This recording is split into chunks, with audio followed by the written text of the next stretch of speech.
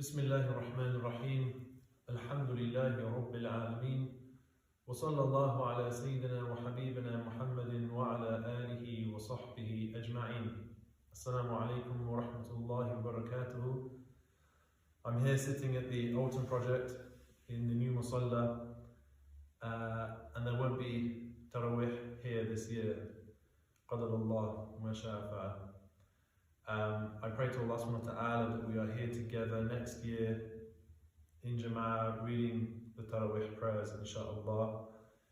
Very, very strange times.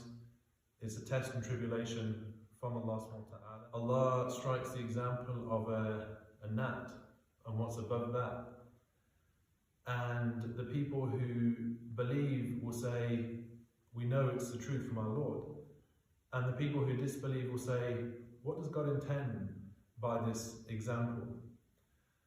As Muslims, we understand that it's tribulation, we understand that yes, it comes with difficulty, but that all good, all evil, everything is created by Allah subhanahu wa ta'ala. La hawla wa la quwwata illa billah. There's no strength, there's no power except from Him and with Him. And it's not a power within itself, it's something that Allah subhanahu wa ta'ala has predestined. But it's a time for turning back to Him, subhanahu wa ta'ala. And you see it, not just with the Muslims, but other than Muslims as well, not just religious people, non-religious people, politicians telling us to pray for humankind, to pray for our Prime Minister, to pray for one another. Outside of these times, you wouldn't hear this kind of speech happening. For a Muslim, tawbah, literally to turn back to God, should happen all the time. It should be a regular part of our dhikr. The Prophet ﷺ was known to turn back to Allah, to ask for forgiveness, astaghfirullah, more than 100 times every day. Sallallahu alayhi wa alihi wa sahbihi wa sallam. So this is a time for all of us as a human race to turn back to our Creator. So for Muslims, we're used to doing this on a daily basis, but also as a collective, this has happened in our past as well. When I was on the Rihla in 2006, Sheikh Hamza Yusuf took us to see the volcanic remains after the eruption in the 13th century. And he was talking about how the lava was flowing down towards Medina. It was only a few kilometers away. And the Muslims, they broke the musical instruments, they spilled any wine they had in the city, they freed slaves, they went and did tawassum in front of the Prophet sallallahu alaihi wasallam. And this was a collective tawbah back to Allah subhanahu wa ta'ala. And Sheikh Hamza brought a geologist to look at the formation of the lava, and he said that there's no way I can explain this, that the lava went down towards the valley of Medina and turned upwards. And the Muslims of Medina were saved. The geologist said, I've got no explanation for this. So Muslims have had this in our history, this collective turning back to Him subhanahu wa ta'ala, and I think it's definitely a time that we need to do that now. And we have this beautiful balance in our deen between acceptance of Allah's predestination, but also action in terms of our free will, in terms of our need to act.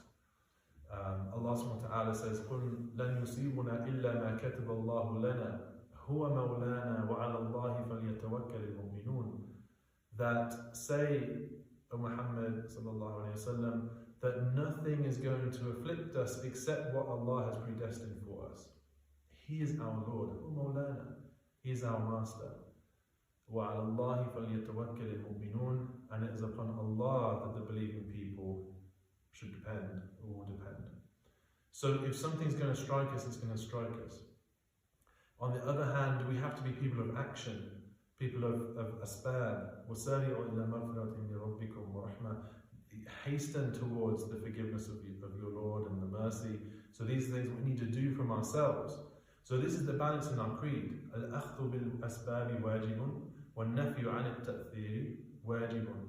That taking by the means in the earth, so for the COVID-19, we need to be doing all the social distancing, we need to be washing, we need to be taking these precautions, is a must. It's a wajib upon us. وَالنَّفْيُ عَنِ التَّأْثِيرِ وَاجِبٌ. But to negate the power, to negate the effect of the virus itself is also a wajib.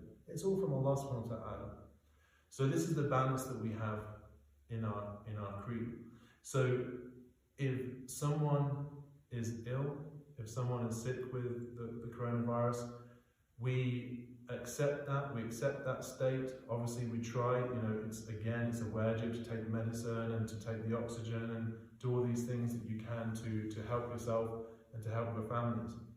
But it's also a beautiful state of the believing person to be in this inna lillahi wa inna ilayhi raji'un state, that to him we came and to him we're going to return, and knowing that this is a trial and tribulation for that person, an expiation of sins, and a raising of ranks for that person.